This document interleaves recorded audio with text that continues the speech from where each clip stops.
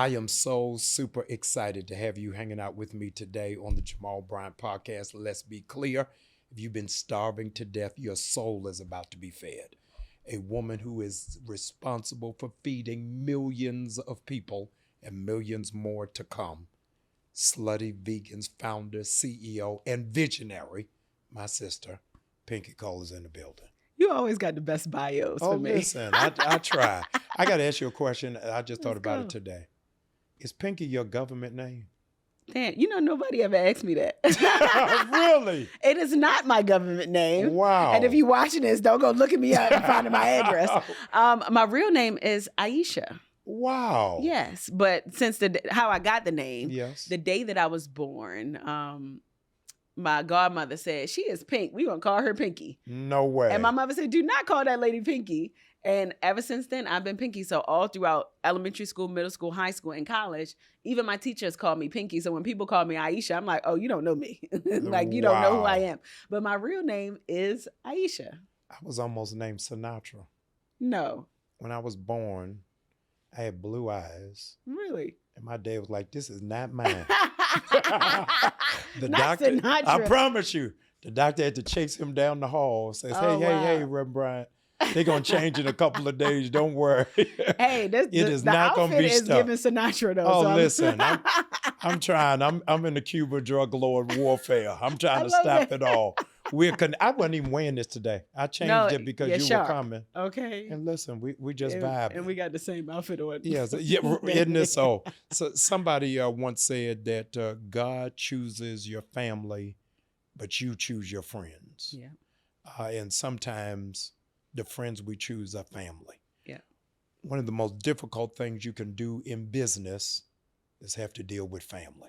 Ooh. Wait, this is that kind of podcast? Like, that shifted fast. Shame the devil. Yes. Okay. I wonder if a lot of entrepreneurs are watching and listening, and we have this whole idea of family businesses. Do you recommend it when you're starting out? So I'm going to preface this conversation by saying that everything that I'm going to tell you is based on where I am at in my life presently. Yes. So the answer is no. Okay. And it's a capital N with that no. And I'm going to tell you why. All right. So I'm going to take it all the way back. And I love my siblings, by the way, so I want to be clear. But what I realized in our communities, it has always been very difficult to bring family into your space because we all know that our siblings have a sense of entitlement. Oh, yes. Right? So when I first started Slutty Vegan, I put all my siblings on. Everybody you get a job, you get a job. I felt like Oprah. I was giving everybody a job. Right. But the problem is that they were still looking at baby sister Pinky. Oh, yes. Because I'm the youngest. Of 4 and of 8, depending on who's asking, right?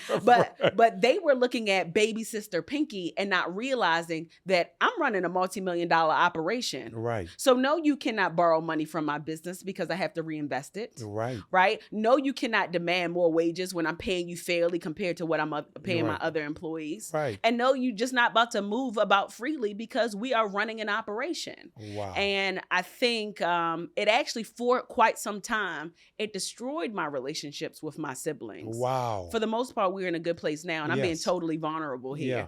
But it's because they didn't know how to separate the two. Yeah. What makes a really good entrepreneur is somebody who knows how to turn it on and turn it off. Yes. Right? So when you and I are on business, it's work. We're on business, right? You respect my space. I respect your space. Right. But we know when it's time to turn it off. Right. And when it's time to turn it off, we can kiki, we can laugh, we can roast each other, we can do all of those things. But entrepreneurs, a good entrepreneur can do it very well. And you have to be able to be mindful and gauge it when dealing with family members because it's not always easy. So in the space I'm in this moment. Right.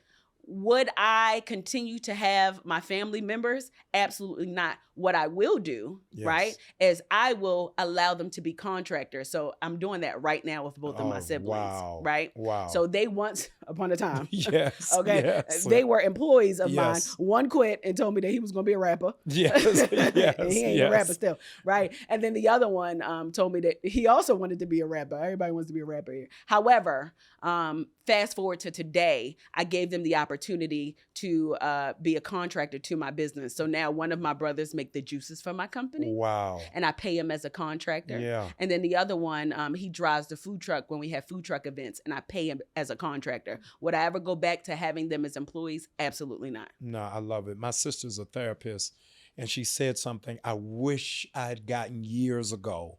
She said, no is a sacred word. Yes. And the problem with having a heart is it becomes difficult pronouncing it. Yeah. That many people, and those of you listening, your wealth is connected to what you say no to. Yeah.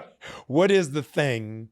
If you would have told me I was coming to therapy, okay? Oh, no. We walking through it together. Different. No. We're going through it together. Let me tell you why this is good. Yes. This is good because it took me a long time to learn that there was a period after the word no. Wow. Oftentimes as entrepreneurs, we say no and then we got to explain why we're saying no. Yes. You ain't got to explain nothing to nobody. Right. Okay? Right. And it took me a long time to learn that because I have always been the person that I have naturally let people take advantage of me. Because I always felt that God was testing me, even down to homeless people, right? Yes. So like if people ask me for money and come back again, yes. I always felt like that was God saying like, all right, if you don't help this person, and I'm being totally transparent. Yes. If you don't help this person, then I'm going to take your blessings away. But then I had to realize that God don't operate like that, right? And it's okay to protect yourself from people taking advantage of you. So now the Pinky today is not the Pinky that you would have met almost 6 years ago. Now, no is a complete sentence, and that is that, period, point blank. Wow. I remember my sister and I were home from college. She went to Duke undergrad. I was at Morehouse. We were home for a holiday, spring break or something. My mother sat us down and said, Tama, you are a natural giver. Mm-hmm. Make sure you don't fall in love with a taker. Mm-hmm. Because takers have no boundaries. At all. Listen to me, and you will really pull yourself to the cliff and jump without a parachute, and they'll wave as you going as it is that you are going down. Yes.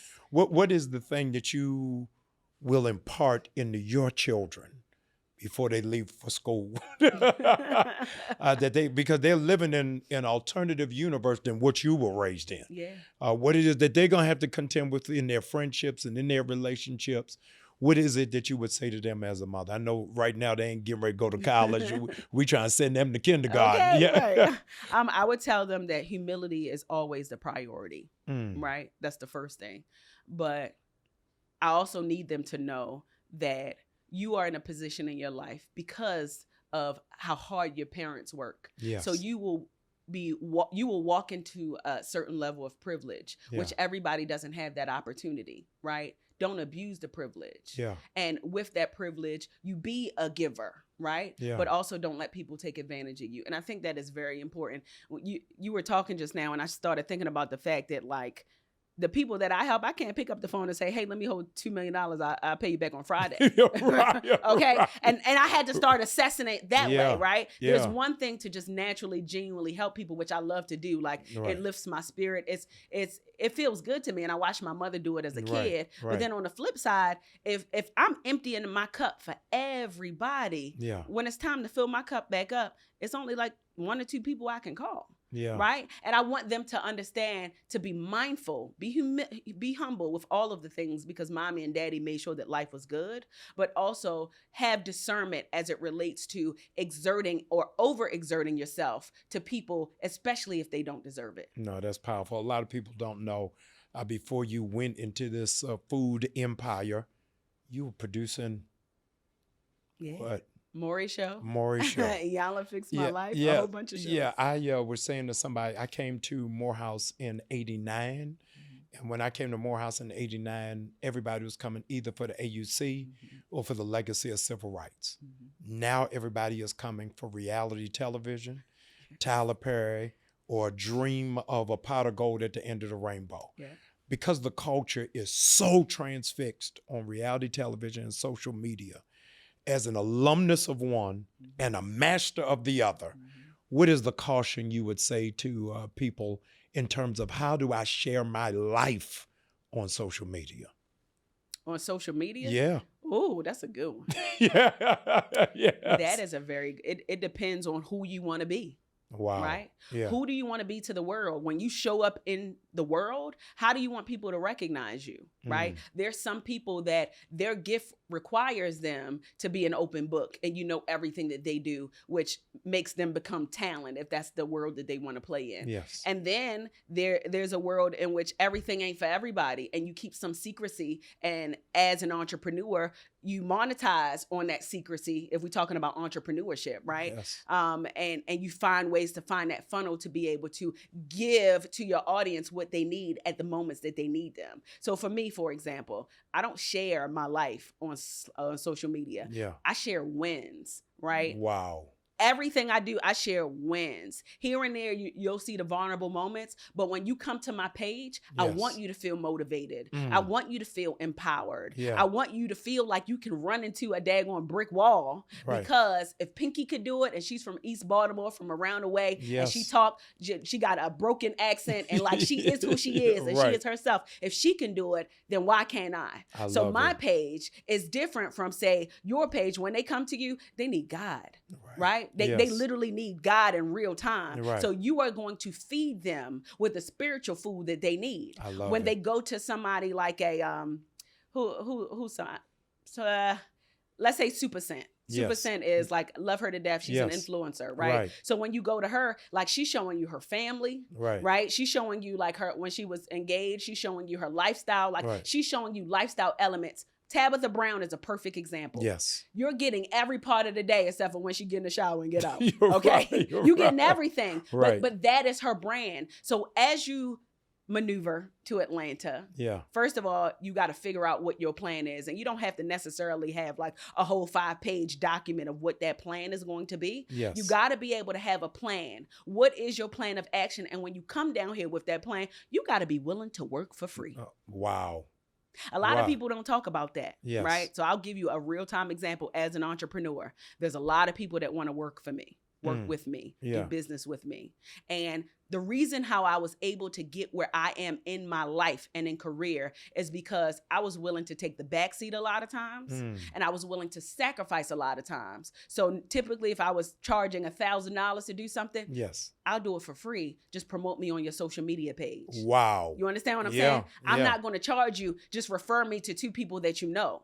So guess what that does? When people who are in position of power or who have money by virtue, right? Yes. Then they'll look at the person, because guess what? People are always leaning on us. That's How many right. calls you get for money? Listen. How many calls you get for things? My phone is off right now. Okay? You understand what I'm saying? Yes, So yes. when you encounter somebody that don't want nothing from you, You and look willing at them to, different. you look at them totally different. Yes. And I believe that that is the cheat code when you're talking about entrepreneurship and business. For example, say you got a videographer right now, Yes. okay? They can come to me and say, hey, Pinky, I work for Dr. Jamal Bryant, but guess what? I'll be willing to do the service for free. All you got to do is just, you see what I did there? I got it. All you got to do is just tag me, right? Or refer me to a couple of people. So now my main focus is Dr. Jamal Bryant, but then on the side, I can also have some business and bring in more revenue on the side. Wow. And guess what that does? The industry will start talking. Pinky, who does your social media? Can you refer him to me? Yeah. And then you get referred. And then you do the same thing to the next person. And then eventually you build up your clientele so that when you earn new business, guess what? My clients are Dr. Jamal Bryant. Yes. My clients are Pinky Cole. Right. My clients are so-and-so. And guess what? We move by affiliation. That's right. If you work with the best in class and you Yes. tell me you work with the best in class, Right, well, we I want to walking. work with the best in class too. No, absolutely. So that would be my advice in the long and the short of things. The 2 most trending Black female names for 2024. I woke up this morning and thought about it and I had to shake myself. 2 most trending names in 2024 are Jess Hilarious, Pinky Cole, both from Baltimore. Oh, we are. Yeah, both from Baltimore, We and are you from all have Baltimore. swallowed the air out of the news space. Coming from the same place, what do you see while you all are in completely 2 different lanes? What do you all think? Do you think is the commonality for both of your success? Well, before I go there, Yes.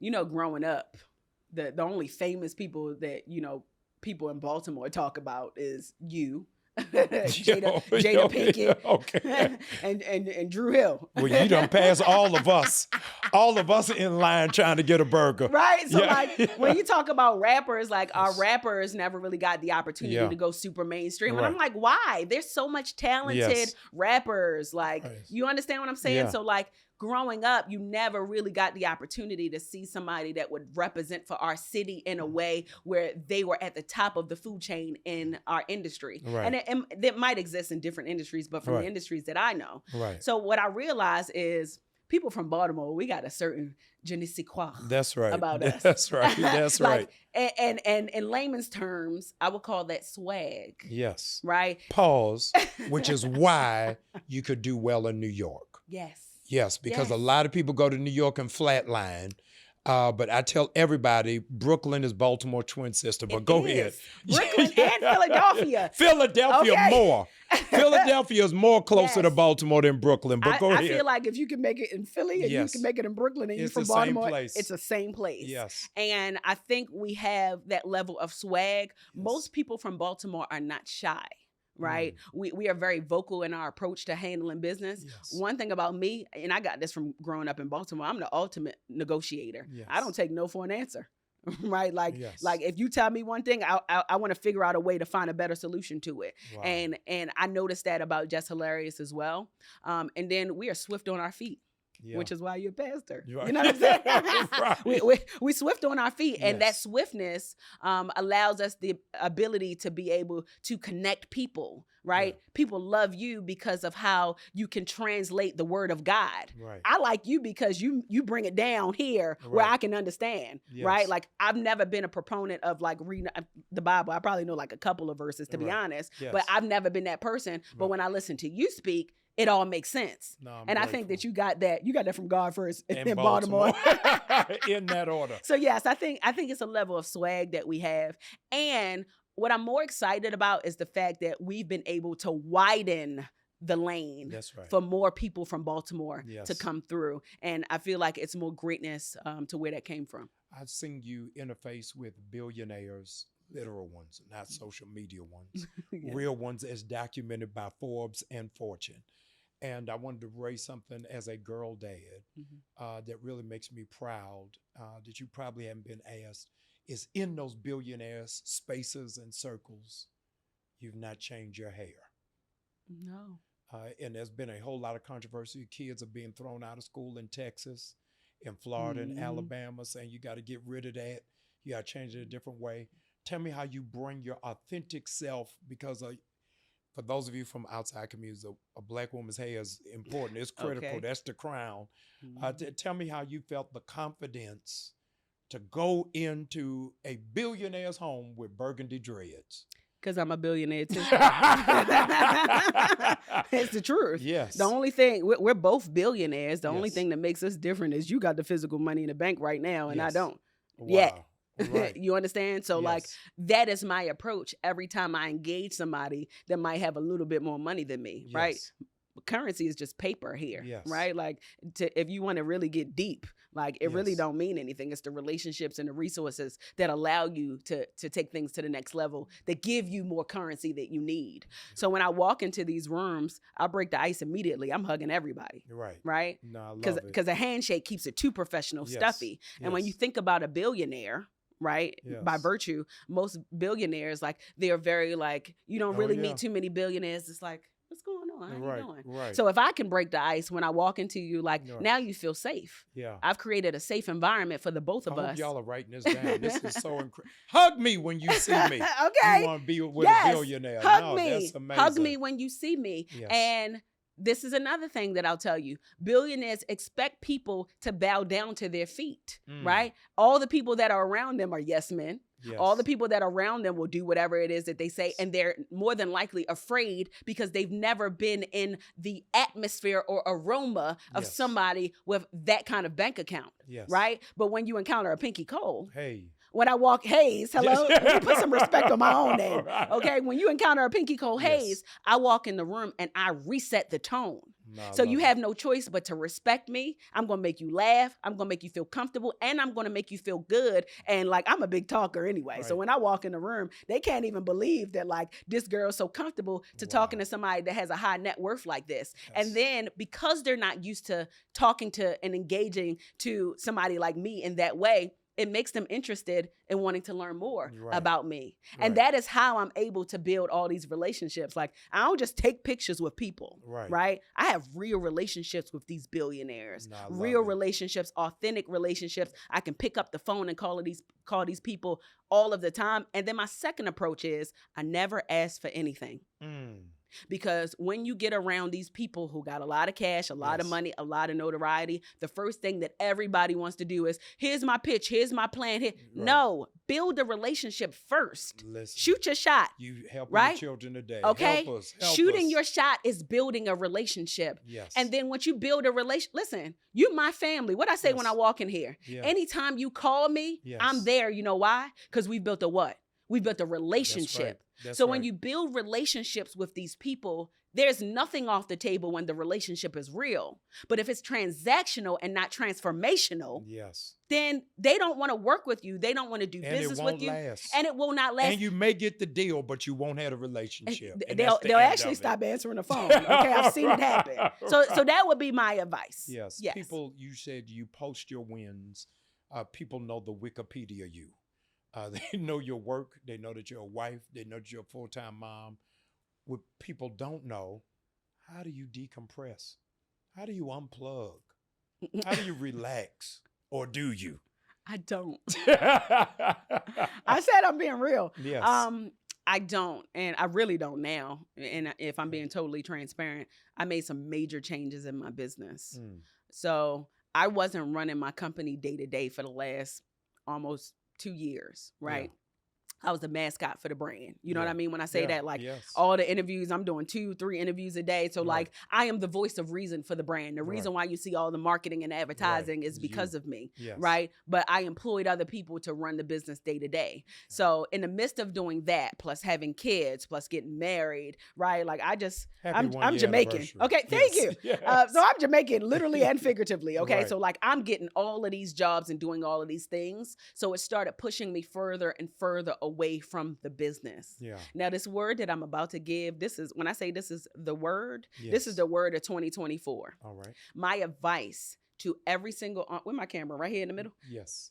Okay. My advice to every single entrepreneur that is watching this program, and I'll tell you why I'm getting to this. I had to let one of my employees go, upper level management. Yeah, me right? Too. Yeah. And that was very difficult to do. Not so much for me. It wasn't because he wasn't a bad worker. This one was. So he wasn't so much a bad worker, but I just couldn't justify. Right. Wow. Right. So the reality of it is I had to make some changes. You know, the economy is shifting. So like the biggest businesses that we patronize literally laid off 30% of their staff. Wow. So this is no different from what Slutty Vegan had to do.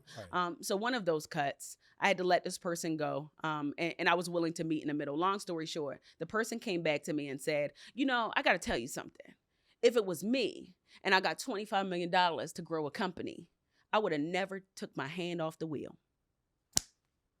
Shot me like a thorn in my chest. Wow. And I'm going to tell you why it shot me, because then I started to have self-guilt. I started to feel angry at myself for like, damn, should I waited to have kids? Should I have waited to have kids? Should I have waited to get married? Right. Like these are normal things that a woman in her mid to upper 30s should want to do. This is what we aspire to be. We build a successful company. Now it's time to have a family. So I thought that I was doing the things in that order. Right. So for somebody to say that to me was really, really difficult. But I needed to hear it.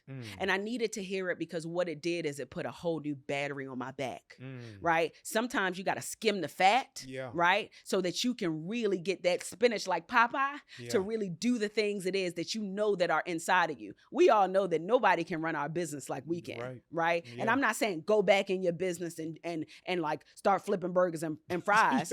But what I'm saying is start to touch the areas that you once upon a time let go of, right? Just so that you can have your eye on it. The reason why I'm telling you this is because you asked me, do I ever kind of like decompress? Yes. I am now falling back in love with my business. So I don't need to decompress. This is what I love to do. Right. And when you're walking in your purpose, you ain't got to turn your purpose off. Yeah. Right? Your purpose just continues to reactivate. So do I turn it off? Absolutely not. But the beautiful thing is that I'm able to be married to a man that's in the same career field that I'm in. So I really ain't got to turn it off now. Because we laying in the bed, okay? Talking about cost of goods. We talking about insurance, sales, how much you made today, like what's your business doing? Like, and I can compare those things, right? So we connect on numbers. Like that's our love language, numbers. We're connecting by way of numbers. So no, I don't have to cut it off, especially now more than ever, because I'm all the way locked back in my business. Black women, it's single black women in Atlanta are the number one homeowners. Single black women in Atlanta. I'll never forget, it had to have been about 15 years ago. Oprah gave a story about how she gave Gail $1 million. Said that we're friends, but when I'm going out shopping, I don't want you looking at my stuff. I want you to have your own. Being successful and wealthy and driven. How difficult is it for you to have friendships? I don't have many friends. Wow. I have more Instagram friends than I do real life friends. You're right. Seriously. Yeah. There are people that message me good morning every single day on Instagram. No way. I'm sure that you got some of them people that you know that they go to every event. Oh yes. They support you in everything. Yes. They comment on every post. Yes. Those are my friends. Wow. Those are my friends. Yeah. I have two best friends, obviously, but outside of them two, like if you ain't family or my husband, my friends are on Instagram. That some of them I probably never even met in person. Yeah. But there's all different type of definitions for friends, right? Like I have one particular friend who it's almost like she always knows. She's a prophet. And if I'm feeling down, whatever I'm feeling down about something, it's like she feel my spirit and she send me a message like, hey, you need to sit on whatever you're thinking about. Find discernment, let that person go, release what it is. So that's my friend. Yeah, no, that's a real because she gives me what I need when I need it the most. And that is what a friend is. And I'm not talking about transaction. I'm not talking about money. I'm talking about support. I'm talking about advice. It ain't always the person that got all of the things and the money that you look up to get the advice and the friendship. Sometimes it's right here or even right here. Yeah, I told the church last night, we were in Bible study, that I disagreed that Proverbs says that a wealthy person has more friends. And I said, that ain't true. No, it's not. You really find your friends in poverty. Yeah. You don't find your friends in wealth. Yeah. What is it about the impoverished Pinky that makes the wealthy Pinky? There was never an impoverished Pinky. That is what makes the wealthy Pinky. I'm going to tell you why, because I've always been rich in spirit. Yes. You understand what I'm saying? Yes. Even when I was broke, nobody would ever know because I'm always rich in spirit. Yes. I've always been, confidence is money. Yes. Confidence is currency. So who I was when I was poor is who I am now that I'm wealthy. Yes. So that's part of the reason why I've been able to build such a cult following, because my energy ain't never changed. My attitude ain't never changed. I never move like I'm better than anybody. Like I still I drove here by myself today. Right. You know what I'm saying? Like I'm not a shopper. I don't shop. I'm still at Target. Like I'm that girl. Like I'm still very frugal. Like I move like I ain't got it. Wow. And a part of that is because growing up in those humble beginnings, I watched how hard my mother worked. Yes. I watched her work multiple jobs to take care of the family while my father was doing 22 years in prison. So my mother always made sure that the bills are paid. Don't spend that money. So like the curse of my mother is in the back of my head. Yes. But on the flip side, it's a benefit to me. So I've always been rich in spirit. So I never had to shift because this is who I am. And what you see is always what you're going to get. I want you to look long term, and it may even beyond the pale of thought. What would retirement look like for you? You know, it's funny. You're asking all the good questions. It's funny that you said that because every time I meet an elderly person I travel a lot, right? So I typically see a lot of older people like transporting the wheelchairs, or if you go to the grocery store, there's a lot of older people. And every time I always ask them, I'm like, so how long you been working here? What do you do? 95% of all of them say that they retired and they got what? They got bored. Yeah. and they needed something to do. Right. And they wanted to go back to work. Yeah. So when we think about later down the line, past the virtue of thought, I don't think that I'll ever stop. I'll shift my skill set. So here I am today doing Slutty Vegan. And when Slutty Vegan realizes itself and I decide to move on to other things, it's going to be something that's just as valuable as Slutty Vegan. And then beyond that, I'll tap more into my philanthropic work. And then beyond that, I might become a momager to my kids. Right. You know what I'm saying? Yeah. Then beyond that, I believe that innately, naturally, I just love to be a doer. Like I just can't sit back and let things happen. So even if, say, I cash out Slutty Vegan and I'm sitting like a fat rat, right? I know me, I know Pinky. Pinky will probably want to start another business. Okay, I might call you and say, let's start another church, a second location.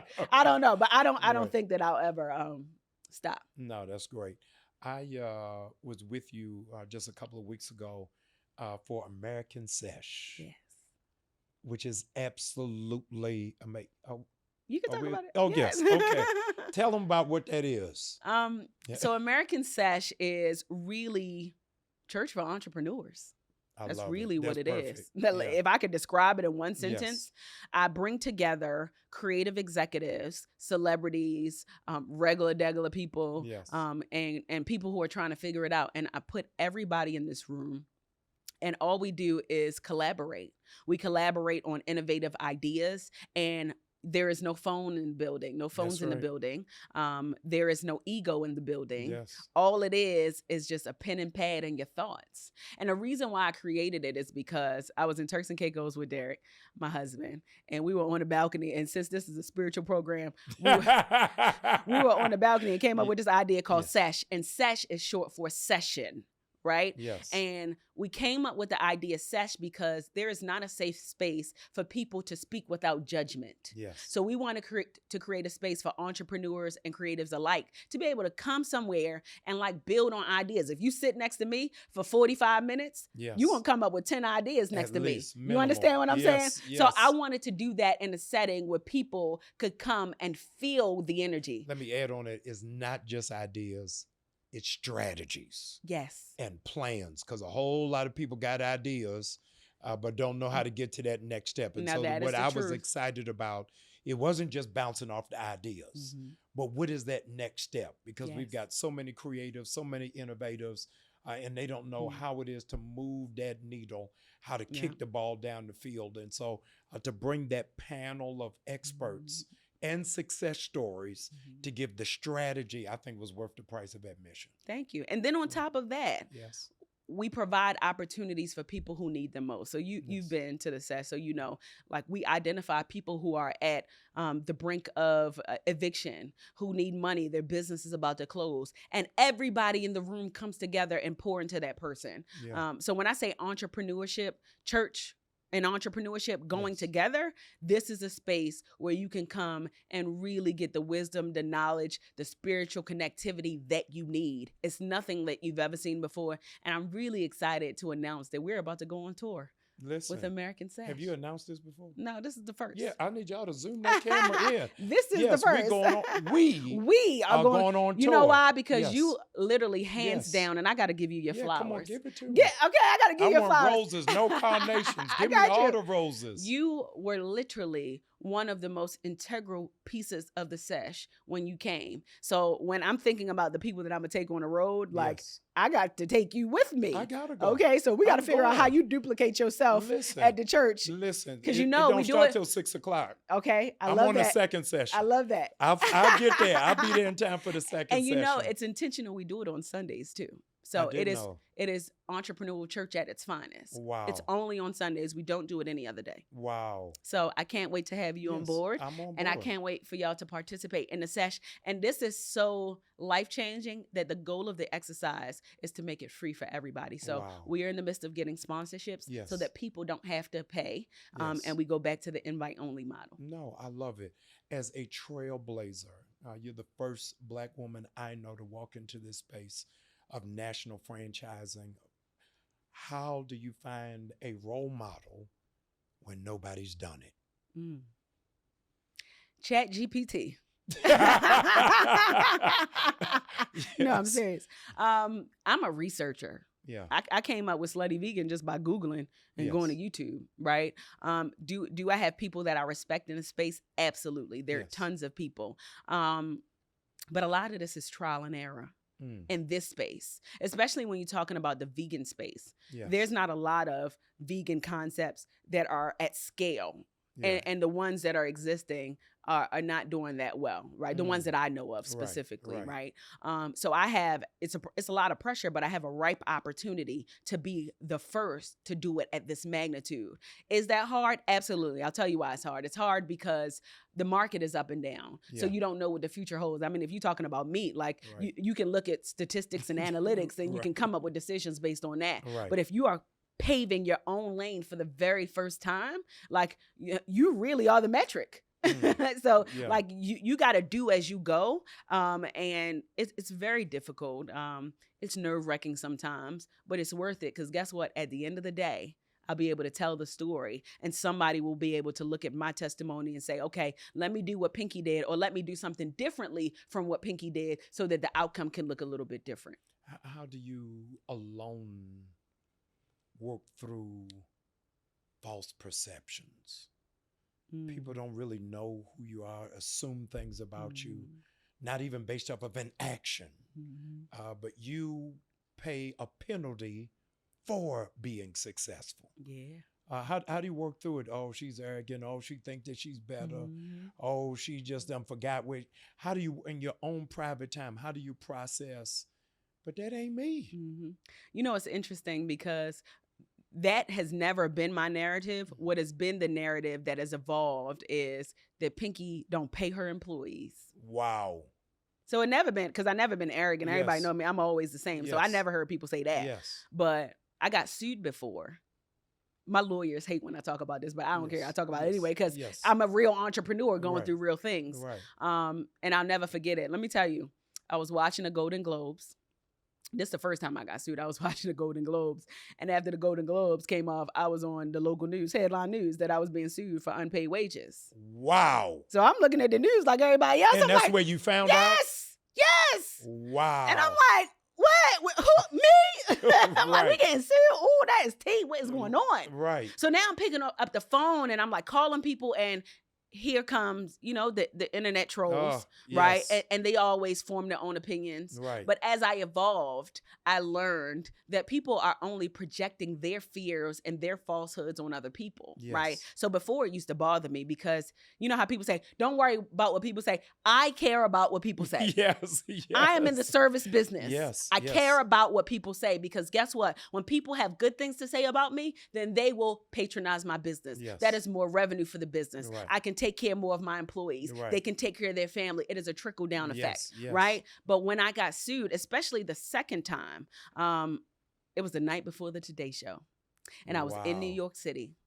And I was sitting down and I got a call from my publicist and they said, Pinky, I'm sorry to break the news to you, but the Today Show doesn't want to move forward with doing the segment because of everything. The next day. Yeah, it was the next day. You already in New York. I was already in New York.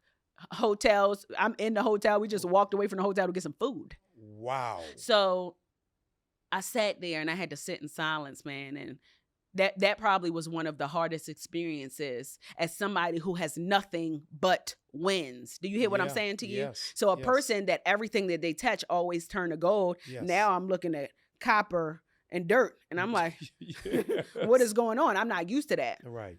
But that was the best thing that could have ever happened to me. And the reason why it was the best thing is because it taught me early on to always be prepared for the worst thing that can happen and never allow it to change you. Yes. Right? If that would have happened while I became a billionaire, I would have been sick. I probably would have jumped off a bridge. Right. I'm being sarcastic, but you understand what I'm saying? Absolutely. I needed it to happen early on. So now I got thick skin. So if anything happens to me now, okay, been there, done that. I know how to maneuver. I know how to handle it now. Right. So when people say those things about me, I don't let it bother me because I know my spirit. I know who I am. The people who know and love and respect me know that there's one thing that I don't play about. I may play about a lot of other things, but I don't play about people money.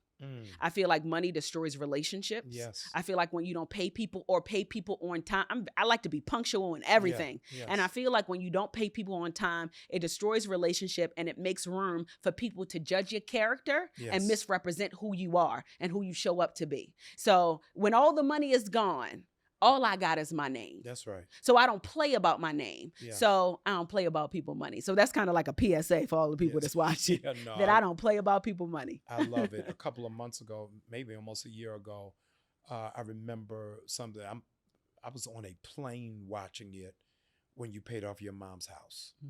And it put me in freeze because I never see it, drum roll, unless it's an athlete. Yeah. I had never seen I'm sure they've done it, but I hadn't seen it in real space. Tell me what that meant, because many times when we talk about leaving legacy, it is for children, not paying it backwards. We know about paying it forward, but what did that mean for you in that moment to be able to do that? So let me tell you something about my mom. Have you ever met my mom? Never. Before? You would love my mother. My mother is No, I met at the wedding. Yes. So she's a musician too. Okay. So like, okay, she is the real superstar. And I get it from my mama. Yes. But my mother is everything to everybody. So all of our family for the most part lives in Jamaica. So she's kind of like the one that made it. So like they look at her as like, breadwinner, right, of the family. So I watched my mother help everybody. And oftentimes she didn't get anything in return. Wow. And I also helped her watch me, right? And raise me and make sure that I had the things that I needed. Every single student loan that I had, my mother co-signed, not knowing if I was going to have a bright future or not, okay? But she did it, and she compromised her credit. And I'll never forget it. One day I said, my mother was like, man, you got almost $300,000 in student loans. What are you going to do, right? This was after I graduated. I said, Mommy, a lot. I said, Mommy, don't worry about it, because one day I'm going to be rich and I'm going to pay for all of this stuff. Right. And guess what I did? More than 10 years later, I did it. The first thing that I did, the second year of Slutty Vegan, is I paid off almost all $300,000 of my student loans with zero debt, with her as the co-signer on it. Wow. I think the lady name was Dottie or Dorothy or Sally or something like that. I put a post up about it. Right. But I literally told the lady on the phone, I said, you don't know how big this is for my family. I'm getting my family out of debt, something that my mother otherwise probably would have never seen before. Right. So I paid that off. And then when I was in Baltimore, okay, because I'm very intentional, I knew that coming to Baltimore for my book tour and paying off my mother's house would be monumental, because that's the house that I grew up in. Yeah. I've been living in that house since I was 6 years old. Yes. I got put out of high school in that house, right? I went to school in that house. I became the person who left that house to go to college in that house. That's right. So when I paid off my mother's house, picked up the phone, one fell swoop, I paid it off. My mother had no idea. I brought her on stage and I said, Mommy, turn around. And when she turned around, there was a projector screen and there was a sign that said, your house is officially paid off. Officially paid off. The house that I grew up in since I was 6 years old. Wow. And my mother still has the house. And guess what? Now she don't pay a dime. She don't even pay her taxes. Okay, I pay for everything. and the reason why adopt me. The reason why is because even now, my mother raises my kids. Wow. She lives in the house with me. Wow. So I can move about and run my company. No, and great. I know that my mother has all three of my kids taken care of. Yes, do we have additional support? Absolutely. Yes. But my mother is really like one of the main caregivers outside of me and my husband. Yes. And she makes sure that my kids are taken care of. She makes sure that they eat if I'm out of town. She makes sure that they have what they need. So why wouldn't I want to do that and then some for the person who always takes care of me? Yes. And I'll do it all over again if I had to. No, I love it. I want you, if there was one statement that you would leave as a legacy, you would want the tombstone to read, Pinky, Cole, Hayes, Dash. What is it saying? It's saying one thing. Scared money don't make no money. Live from Baltimore, everybody. Scared money don't make no money. Yes. Listen, let me tell you something. The most successful people in the world did it scared, did it tired, did it hungry, did it anxiously. Yes. You just got to do it. And if you're scared, you will never, ever, ever, ever get to where you want to be. And even in the moments that you're scared, you just got to do it. All you got to do is take the first step And you're already halfway there. No, I love all of it. I'm excited to be with you on this day. I'm cheering for you without miniskirt and a pom-pom. I'm your cheerleader. And I can't wait to see what God is going to do next in your life. You didn't do all of this through intellect or wit or through charm, but the hand of God is on your life and is moving around you. You have been listening to the most electric, informative, engaging, and entertaining podcast, Jamal Bryant's podcast. Let's be clear. Stay locked and loaded. You heard it here first that I am coming with Pinky Cole to the Sesh. To a Sesh in a city near you. Yes. I need you to know that I'm going to let you know when I'm coming to your city. Listen, the cities I am not coming to, don't go. I don't want her false advertising. No. I need to lock her in right now. Come to the cities I'm going to. I'm going to send you what cities I'm going to. Only if he got that outfit on in different colors. Oh, listen. Say less.